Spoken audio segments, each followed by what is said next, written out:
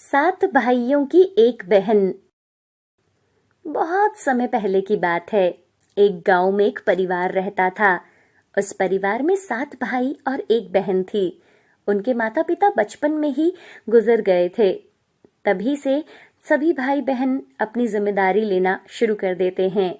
शुरू में सबको गुजारा करने में काफी परेशानी हुई थी, लेकिन समय के साथ साथ उन्होंने अपने माँ बाप के बिना जीना सीख लिया था। 7 भाई और बहन गांव में बड़े प्यार से मिलजुल कर रहते थे। दिन निकलते ही सातों भाई शिकार के लिए जंगल निकल जाते और बहन सबके लिए खाना पकाती थी और घर के बाकी दूसरे काम करती थी। भाई जब जंगल से वापस आते तो साथ में जानवर पक्षी आदि को मार कर लाते थे। बहन उनके मांस को पकाती और सब लोग भोजन करते थे। ऐसे ही दिन गुजर रहे थे। एक दिन 7 भाई जंगल में शिकार करने के लिए गए थे। शाम होने वाली थी। बहन सबके लिए खाना बना रही थी। जब वो सब्जी के लिए हरा साग काट रही थी, तभी हंसिया की तेज धार से उसकी उंगली कट जाती है। कटी हुई उंगली से खून बहने लगा। बहन ने सोचा, अगर मेरे भाइयों ने कटी हुई उंगली और इतना सारा खून देखा तो वो बहुत परेशान होंगे। इसलिए मैं अपने भाइयों को ये बात नहीं बताऊंगी और ना इसे छुपा कर रख देती हूँ। एक काम करती हूँ, खाने के लिए जो साग बना रही हूँ उसी में ये खून पोंछ देती हूँ। इससे मेरे भाइयों को कुछ नहीं पता चलेगा। उसने साग में खून पोंछ दिया। शाम को सभी भाई जंगल से वापस आए तो बहन ने सभी भाइयों के लिए खाना परोसा। आज 7 भाई जब खाना खा रहे थे तब उन्हें साग बहुत ही स्वादिष्ट लगा। सातों भाई अपनी उंगलियां चाटते रह गए और अपनी बहन की तारीफ करने लगे। क्या बात है बहन, आज बहुत स्वादिष्ट साग बनाया है। इतना स्वादिष्ट साग तो हमने पूरी जिंदगी में कभी नहीं खाया। हाँ भैया, मैंने भी इतना स्वादिष्ट साग पूरी जिंदगी में नहीं खाया। बहन कुछ नहीं बोलती। दिन भर के थके होने के कारण सातों भाई उस दिन जल्दी सो जाते हैं। अगली सुबह रोज की तरह जंगल में शिकार करने वो सातों भाई गए। वो सभी बातें कर रहे थे कि रात के भोजन में जो बहन ने साग बनाया था वो बहुत ही स्वादिष्ट था। शाम को सातों भाई जब घर आए तो दोबारा अपनी बहन की बनाई हुई साग की तारीफ करने लगे। अरे हमारी प्यारी बहन, कल रात को तुमने साग में ऐसा क्या मिलाया था जो हम लोग उसे भूल नहीं पा रहे हैं। बड़े भाई को सब सम्मान करते थे, इसलिए बहन को भी अब सच बोलना पड़ा। उसने धीरे धीरे सारी बात बताते हुए कहा, भैया, जब मैं साग काट रही थी तब मेरी उंगली कट गई और बहुत सारा खून बहने लगा। फिर मैंने आप लोगों से छुपाने के लिए साग में ही वो सारा खून पोंछ दिया। मुझे लगा आप लोग ये बात सुनकर बहुत दुखी हो जाओगे। ये बात सुनकर बड़ा भाई सोचने लगा कि अगर इसका खून से सना सब्जी इतना अच्छा हो सकता है तो इसका मांस कितना स्वादिष्ट होगा। रात को खाने के बाद सातों भाई सोने के लिए चले गए। सभी भाई कमरे में पहुंच गए। उसके बाद बड़ा भाई सभी भाइयों से कहने लगा, अरे भाइयों, हमारी बहन की खून की बूंदें जब इतनी स्वादिष्ट हैं तो सोचो उसके शरीर का मांस कितना स्वादिष्ट होगा। हाँ भैया, आप बिल्कुल सही कह रहे हो। भैया, मैं भी आपसे यही बात कहने वाला था। सभी भाई अपने बड़े भाई की बातों से सहमत होते हैं, लेकिन छोटा भाई इस बात का विरोध करता है। भैया, आप लोग ये कैसी बातें कर रहे हैं? अपनी छोटी लाडली बहन को काट कर खाने की बातें कर रहे हैं। आप लोगों को शर्म नहीं आती क्या भैया? अरे छोटे, तुझे कितनी बार कहा है, जब 2 बड़े आपस में बात कर रहे होते हैं तो छोटे को बोलना नहीं चाहिए। इस तरह जब छोटा भाई विरोध करता है तो बड़ा भाई उसे डांट डपट कर चुप करा देता।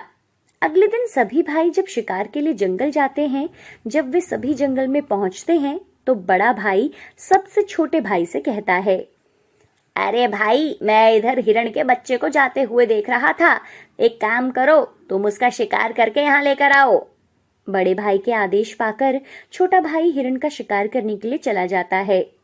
छोटे भाई के जाते ही बड़ा भाई सभी भाइयों से कहता है, सुनो भाइयों, हम अपनी बहन को उसकी शादी के बहाने से यहाँ लाएंगे, फिर उसे तीर मारकर उसका स्वादिष्ट मांस पकाकर खाएंगे। 5 भाइयों को अपने बड़े भाई की योजना बिल्कुल अच्छी लगी। अगले दिन बड़े भाई ने अपनी बहन से कहा, अरे मेरी प्यारी बहन, अब तुम बड़ी हो गई हो, शादी के लायक हो गई हो, तो मैंने तुम्हारे लिए एक बहुत सुंदर वर की तलाश की है। हम उसको देखने के लिए जा रहे हैं, इसलिए तुम भी जल्दी तैयार हो जाओ और हमारे साथ चलो। बहन शादी की बात से बहुत खुश हो गई थी। वो तुरंत तैयार हो गई और भाइयों के साथ जाने लगी। चलते चलते जब बहन थक गई तो बड़े भाई से पूछने लगी, भैया मैं चलते चलते थक गई हूँ, मेरा ससुराल अब कितनी दूर है? अरे बस बहन, अब कुछ देर में पहुंचने ही वाले हैं। टीले पर पहुंचते ही बड़े भाई ने अपने छोटे भाइयों से बोला, बहन को टीले पर खड़ा करके उसको रस्सी से खंबे के सहारे बांध दो। बड़े भाई का आदेश पाकर सभी भाई मिलजुल कर बहन को बांधने लगे। बहन को कुछ समझ नहीं आ रहा था कि उसके भाई ऐसा क्यों कर रहे हैं। तभी उसके छोटे भाई ने बड़े भाई से कहा, मैं आपसे हाथ जोड़कर विनती करता हूँ भैया, बहन को मत मारो। छोटे भैया आप ये क्या कह रहे हो? भला बड़े भैया मुझे क्यों मारने लगे? तब छोटे भाई ने बहन को सारी बात बताई। ये सुनकर बहन के पैरों तले जमीन खिसक गई। अपने सभी भाइयों को हत्यारे के रूप में देखकर बहन का हृदय हाहाकार करने लगा। वो समझ नहीं पा रही थी कि इतना प्यार करने वाले भाई आज उसे मारने जा रहे हैं। बहन को निर्ममता से बांधने के बाद बड़े भाई ने सबको बारी बारी से उस पर तीर से प्रहार करने का आदेश दिया। बड़ा भाई सबसे पहले हाथों में धनुष लेकर अपनी बहन पर प्रहार करने लगा। तब बहन भाई के सामने हाथ जोड़कर कहने लगी, मारो भैया, छाती में लक्ष्य करके मारो भैया, छाती में लक्ष्य करके मारो, मारो भैया मारो, छाती में लक्ष्य करके मारो। बड़े भाई ने कठोरता दिखाते हुए तीर चलाया, पर उसका निशाना चूक गया। वो दूर जाकर गिरा। उसके बाद अब दूसरा भाई तीर मारने को तैयार हुआ। बहन ने उसके आगे भी हाथ जोड़कर वही बात बोली। इसी तरह एक एक करके सभी भाइयों ने बारी बारी से अपनी बहन की छाती में लक्ष्य करके तीर मारने की कोशिश की, परंतु बहन हर बार यही बात कहती रही। 6 भाई तीर मारने में असफल रहे। अब 7वें भाई की बारी थी। छोटे, अब तू निशाना लगा। नहीं भैया, मैं निशाना नहीं लगा सकता, मैं अपनी बहन को नहीं मार सकता। देख छोटे, अगर तू निशाना नहीं लगाएगा या तेरा निशाना चूक गया तो हम सभी भाई मिलकर तेरी बहन के साथ तुझे भी मार देंगे। बहन ने छोटे भाई की जान के बदले अपनी जान न्यौछावर करने और अपने छोटे भाई को बचाने का निश्चय किया और मारो भैया, छाती में लक्ष्य करके मारो भैया, छाती में लक्ष्य करके मारो, तुम्हारा तीर मेरी छाती में लग जाए, मारो भैया मारो। छोटे भाई ने रोते रोते तीर चलाया और उसका तीर बहन की छाती में जा लगा। तड़प उठी उसकी बहन और कुछ देर छटपटाने के बाद उसके प्राण निकल गए। छोटा भाई बहुत दुखी था। वो अपनी बहन के शरीर को नीचे उतारता है। 6 भाइयों ने मिलकर बहन के शरीर को टुकड़ों में काटा। छोटा भाई वहां बैठकर रोता रहा। मेरी बहन के शरीर को मत काटो, मेरी बहन के शरीर को मत काटो। लेकिन किसी ने उसकी एक न सुनी और सभी ने बहन के शरीर का मांस खाकर अपना पेट भर लिया। बड़े भाई ने 7वें भाई से कहा, ए सुन छोटे, जरा जूठन साफ कर दे। छोटा भाई जो बची कुची हड्डियां और शरीर के अन्य भाग थे उन्हें इकट्ठा करके जमीन में गाड़ देता है। दिन बीतते गए। कुछ वर्ष के बाद उस स्थान पर एक बहुत सुंदर बांस का पौधा उगा। धीरे धीरे वहां बांसों का एक झुंड बन गया। एक बार एक महात्मा उसी रास्ते से जा रहे थे। जब उन्होंने बांस का पौधा देखा तो उन्हें बहुत अच्छा लगा। उन्होंने बांस के एक हिस्से को काटकर एक बहुत ही सुंदर बांसुरी बनाई और उसे बजाकर दिन भर लोगों के घर जाकर भिक्षा मांगते और बदले में खूब सारा उपदेश देते थे। महात्मा भिक्षा मांगने के लिए उसी गांव में गए जहां उसके सभी भाई रहते थे। उस समय सभी 6 भाइयों की शादी हो चुकी थी, जबकि सबसे छोटा भाई अभी कुंवारा था।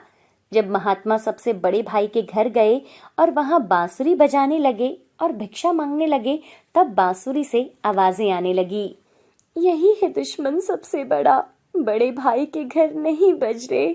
बांसुरी दया प्रेम सब छोड़कर रिश्ते में यही दाग लगाया है। नहीं बज रहे बांसुरी, यही है दुश्मन सबसे बड़ा। बांसुरी से बार बार निकल रही इस आवाज से बड़े भाई के पसीने छूटने लगे।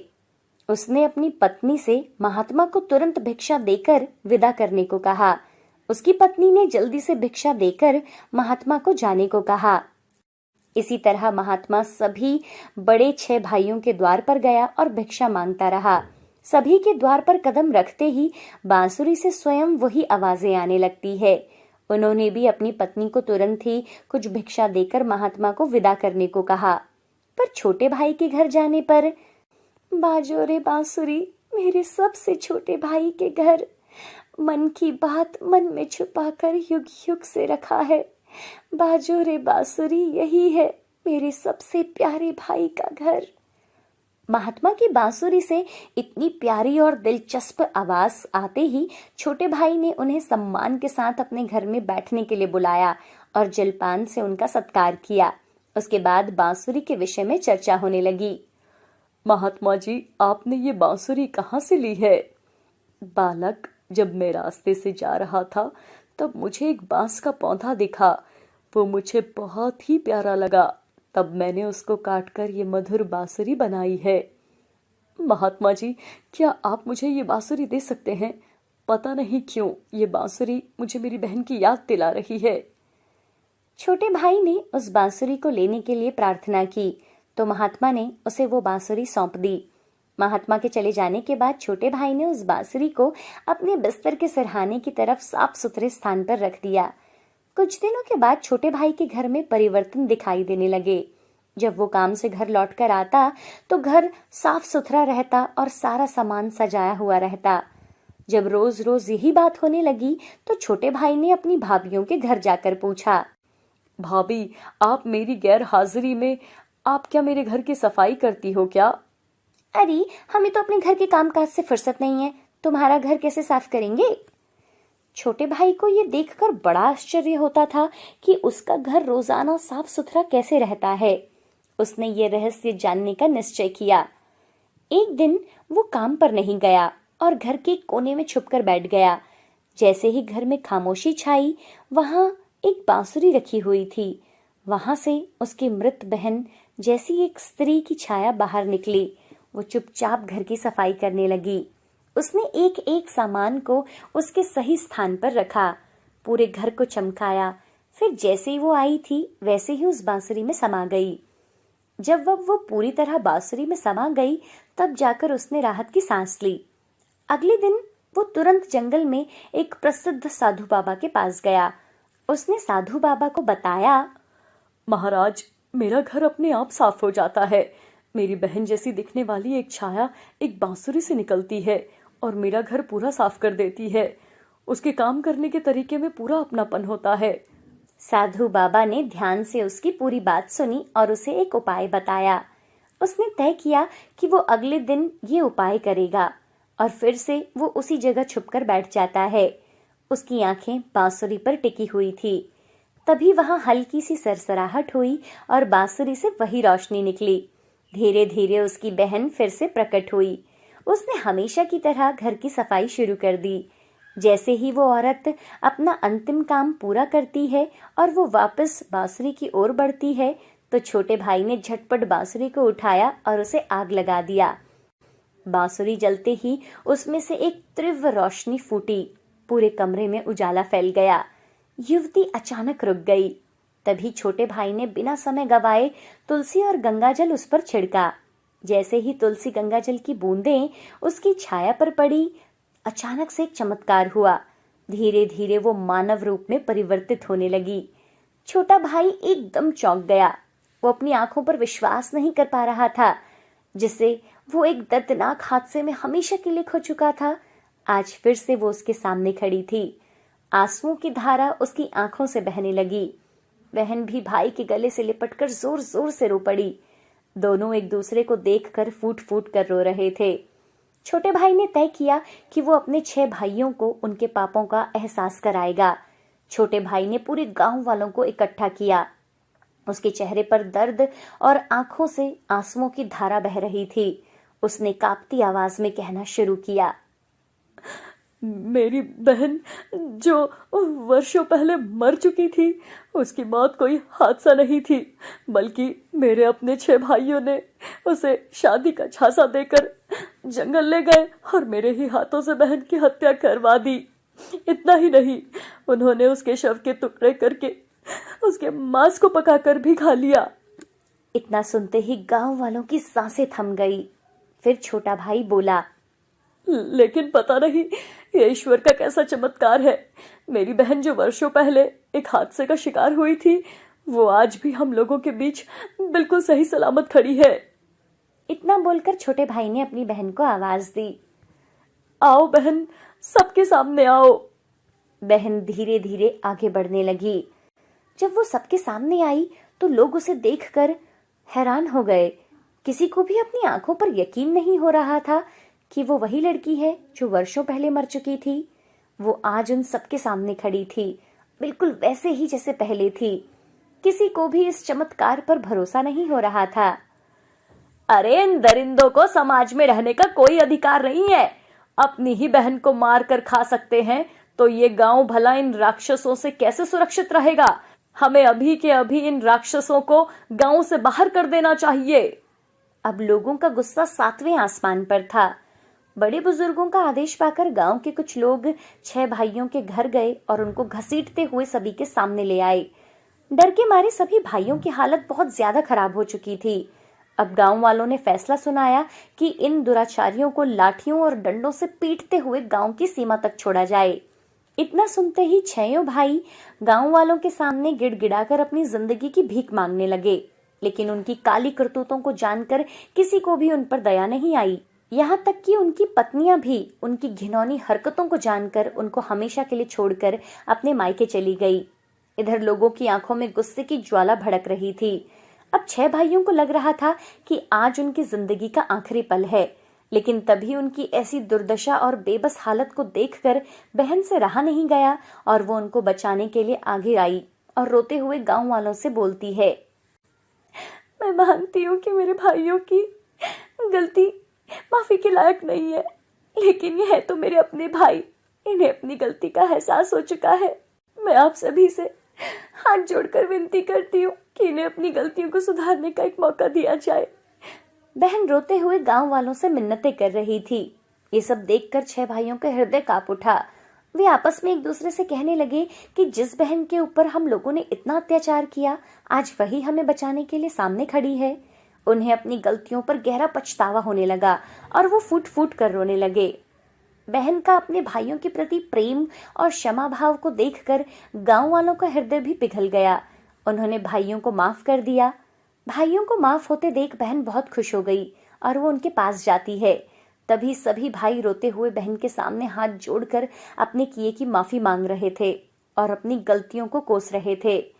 बहन से अपने भाइयों की आंखों में आंसू देखे नहीं गए और वो खुशी खुशी अपने भाइयों को माफ कर देती है। सभी भाई बहन लिपट कर रो पड़े। ये सब देखकर गांव वालों की भी आंखों में आंसू छलक आए। अब सभी भाई बहन अपने घर लौट आए। अब सभी भाई अपनी बहन से अत्यधिक स्नेह करने लगे और पहले से भी ज्यादा अपनी बहन का ख्याल रखने लगे और वो खुशी खुशी अपनी जिंदगी बिताने लगे। ये कहानी है रूपनगर के एक छोटे से गांव की, जो एक नदी किनारे बसा था। रात का समय था और सब गांव वाले अपने अपने घरों में सो रहे थे। लेकिन रात को अचानक बादल और तेज आंधी तूफान के साथ बारिश होने लगी। तभी गायत्री के घर के बाहर उनका कालू कुत्ता जोर जोर से भौंक रहा था। अरे इसे क्या हो गया? ये कालू आज इतना क्यों भौंक रहा है? गायत्री देखती है कि उसकी दोनों बेटियां गहरी नींद में सो रही थी। गायत्री घर का दरवाजा खोलती है और घर के बाहर वो देखती है कि पानी ही पानी भरा हुआ था, मानो जैसे बाढ़ आने वाली हो। हे भगवान, ये सब क्या हो रहा है? मीरा, गीता, बेटा जल्दी उठो, गांव में नदी का पानी आ गया है, हमें जल्दी गांव से निकलना होगा। मीरा और गीता दोनों जल्दी से उठते हैं और उनकी माँ उन्हें जल्दी जल्दी कुछ जरूरी सामान दे देती है। बेटा जल्दी निकलो और साथ के घर वालों को भी जल्दी से जगाओ। तुम दोनों उस तरफ जाओ, मैं इधर जाकर सबको उठाती हूँ। माँ, मैं आपके साथ चलती हूँ। नहीं बेटा, हम सबको जल्दी उठाना है, तुम दोनों उधर जाओ। तीनों सबके घरों के बाहर जाकर उनको उठाते हैं। ताई जी जल्दी उठो, गांव में नदी का पानी भर रहा है, कुछ देर में बाढ़ आ जाएगी। मेरा चाची जल्दी उठो, गांव में बाढ़ आने वाली है, हमें जल्दी से यहाँ से निकलना चाहिए। माँ बेटियों ने सबको उठा दिया। कालू भी सबके दरवाजे के सामने जाकर जोर जोर से भौंक रहा था। मीना बहन, गांव में बाढ़ आ गई है, जल्दी उठो। सब लोग उठकर गांव के ऊंचे स्थान की तरफ भागे जा रहे थे। तभी एक गाय जो खूंटे से बंधी थी वो जोर जोर से रंभा रही थी, लेकिन सब लोग अपनी जान बचाकर भाग रहे थे। तभी गायत्री का ध्यान उस पर जाता है और वो उसे खोलने चली जाती है। उसका कुत्ता भी भौंकता हुआ उसके पीछे जा रहा था। अरे गायत्री बहन, आप पीछे कहाँ जा रही हो? जल्दी आओ, पानी बहुत बढ़ गया है, कुछ भी हो सकता है। आप लोग जाओ, मैं उस गाय को खोल कर आती हूँ भैया। सब लोग वहां से चले जाते हैं। इधर पानी भी बहुत बढ़ गया था, लेकिन गायत्री बिना अपनी जान की परवाह किए उस गाय के पास जाती है और उसे खोल देती है। लेकिन तभी बहुत तेज बहाव आता है और सब कुछ पानी में बह जाता है। गांव के सब लोग ऊंचाई वाले हिस्से में खड़े थे। मीरा और गीता भी वहां खड़ी थी। वो सबसे अपनी माँ के बारे में पूछ रही थी। माँ कहाँ रह गई? अब तो गांव के सब लोग आ गए हैं, माँ और कालू अब तक क्यों नहीं आए? हाँ मीरा, मैं वही सोच रही हूँ, अब तक तो उन्हें आ जाना चाहिए था। जब मैं आ रहा था तब वो एक गाय को खोलने वापस जा रही थी। मैंने उन्हें मना किया था कि पानी बढ़ रहा है, जल्दी से आ जाओ, लेकिन वो गाय को बचाने चली गई। पता नहीं इसके बाद क्या हुआ होगा। ऐसे ही पूरी रात बीत जाती है। सुबह तक पानी कम हो जाता है और सब अपने अपने घरों में लौट रहे थे। तभी कुछ लोगों को गायत्री की लाश मिलती है और वो उसे उसके घर लेकर जाते हैं, जहां मीरा और गीता अपनी माँ को देखकर बहुत रोती हैं। गायत्री के घर वाले इकट्ठा हो गए। गायत्री का मृत शरीर एक चादर में लिपटा हुआ पड़ा था। मीरा और गीता उसके पास बैठकर फूट फूट कर रो रही थी। गांव की कुछ औरतें उन्हें संभालने की कोशिश कर रही थी। माँ, हमें छोड़कर क्यों चली गई माँ? हम तो तुम्हारे बिना नहीं जी पाएंगे। अब हम किसके सहारे जिएंगे माँ? हाय गायत्री बहन, सबको बचाते हुए खुद ही बाढ़ का शिकार हो गई। अब कौन देखेगा दोनों बच्चियों को? बेचारी दोनों अकेली रह गई। भगवान भी न जाने कैसे कैसे रंग दिखाता है। अपनी आंखों से अपनी बेटियों का घर बसता देख लेती तो उसकी आत्मा को भी शांति मिल जाती। और गीता और मीरा पर अचानक दुखों का पहाड़ टूट पड़ता है। ये कहानी है रूपनगर के एक छोटे से गांव की, जो एक नदी के किनारे बसा था, जहां गायत्री अपनी दो बेटियों के साथ रहती थी। गायत्री के पति अशोक अब इस दुनिया में नहीं थे। वो कुछ साल पहले एक बीमारी के चलते उनका देहांत हो गया था। हर रोज की तरह एक सुबह सुबह सुबह का समय था और चारों तरफ हल्के से पक्षियों की चहचहाने की आवाजें भी आ रही थी। तभी छोटी सी झोपड़ी का दरवाजा खुलता है, जिसके बाहर एक कुत्ता भौंक रहा था। माँ, खाने के लिए कुछ बना है कि नहीं? मेरे पेट में तो चूहे कूद रहे हैं और देखो बाहर कालू का भी यही हाल है। हाँ हाँ, वो गीता ने चाय चढ़ा दी है, थोड़ी सी रात की रोटी भी है, वो गर्म कर देती हूँ, वही सब खा लेंगे। गायत्री रात की रोटी को गर्म करने लगती है। माँ, आप आराम से बैठो, मैं कर देती हूँ। उसके बाद मैं और मीरा ना खेत में जाते हैं, आज सिंचाई जो करनी है। हाँ बेटा, खेत ही तो है जो 2 वक्त की रोटी दिलाते हैं, वरना तो पता नहीं हमारा क्या होता। गायत्री थोड़ी रोटी बाहर खड़े कालू को भी देती है। ये ले कालू, आज यही मिलेगा तुम्हें भी। उसके बाद माँ बेटियां चाय के साथ रात की रोटी खाकर अपने औजार लेकर अपने खेतों की तरफ जाती हैं और खेत में काम करना शुरू कर देती हैं। दोपहर का समय था। कड़ी धूप में गायत्री और उसकी बेटियां काम कर रहे थे। गर्मी का मौसम और तेज धूप थी।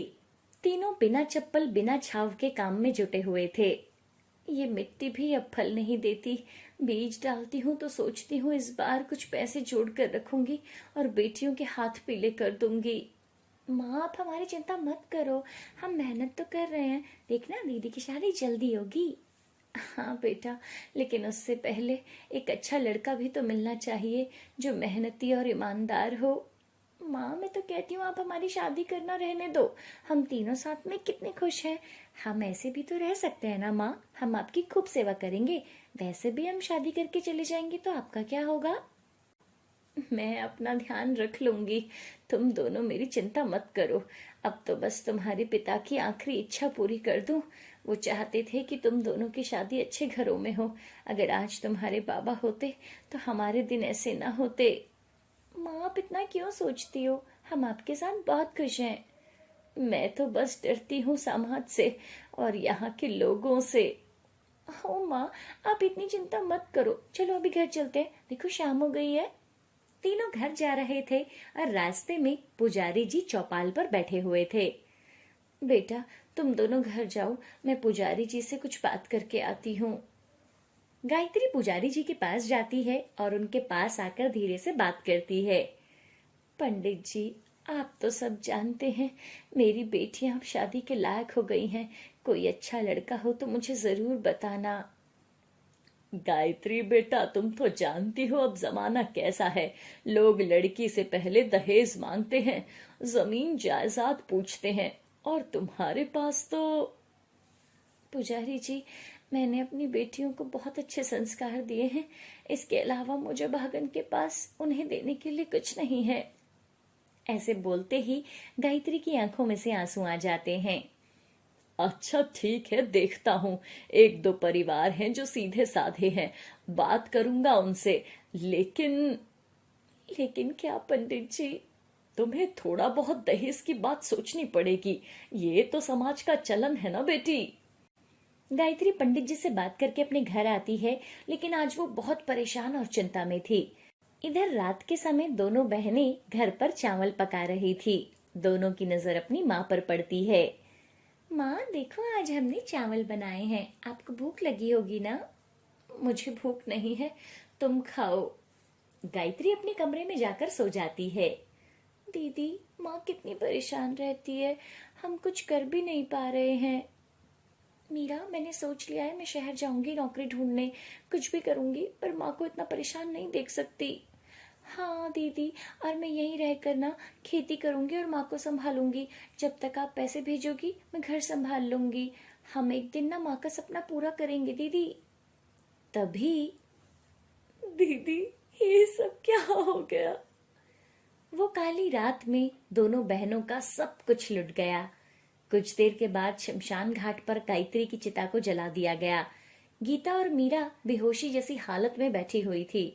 उनके चेहरों पर आंसुओं की धारा बह रही थी, पर मन में सिर्फ खालीपन और भविष्य का डर था। कुछ दिन के बाद मीरा, माँ हमेशा हमें खुश देखना चाहती थी, हमें वो ऐसे देखकर बहुत दुखी होगी। माँ और कालू ने लोगों को बचाने के लिए अपनी जान तक की परवाह नहीं की। अब हमें भी अपने लिए कुछ करना चाहिए। अब जो होगा हम दोनों साथ मिलकर करेंगे। और ऐसे ही समय बीत रहा था। 1 महीने के बाद मीरा, मुझे कोई काम नहीं मिला और ना कोई सहारा, बस यही जमीन और झोपड़ी बची है। तभी बाहर से एक आवाज आती है। ओ लड़कियों, जल्दी बाहर आओ। गीता और मीरा जल्दी से घर के बाहर आते हैं। सामने एक लंबा चौड़ा मोटा सेठ गुलजारी लाल अपने आदमियों के साथ खड़ा था। नमस्ते सेठ जी, आप यहाँ? क्या हुआ, कोई काम था क्या? अरे नमस्ते बाद में करना। तुम्हारी माँ ने अपने पति अशोक की बीमारी के इलाज के लिए मुझसे 50,000 रुपए का कर्ज लिया था। अब वो दोनों मर गए हैं, तो कर्ज तुम दोनों को चुकाना होगा। देखिए, आप थोड़ा तमीज से बोलिए। अच्छा, तो अब तुम हमें तमीज सिखाओगी?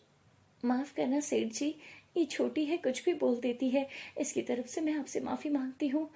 अब तो हमारे पास खाने तक के लिए कुछ नहीं है, आप हमें थोड़ा समय दे दीजिए। अगर हफ्ते भर में पैसे नहीं दिए तो ये जमीन और झोपड़ी मेरी हो जाएगी। दस्तखत करवाने की जरूरत नहीं है, सब पहले से लिखा जा चुका है।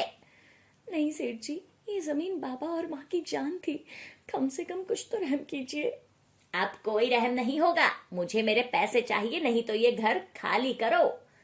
सेठ घमंडी अंदाज से दोनों को धमकाता है और वहां से चला जाता है। दोनों बहनें सुन्न होकर खड़ी रह जाती हैं। उस दिन दोनों बहनें बिना कुछ खाए पिए सो गई। माँ और पापा की छोड़ी जमीन भी अब हमारी नहीं रहेगी। हाँ दीदी, हमारा तो पूरा बचपन इसी घर और मिट्टी में बीता है, और अब ये भी छीन लिया जाएगा। कुछ करना होगा मीरा, कहीं काम मिल जाए तो शायद कुछ उम्मीद जगे। कल ही काम देखना पड़ेगा। अगले ही दिन मीरा घर का काम करती है और गीता गांव में ही अमीर लोगों के यहाँ काम करने लगी।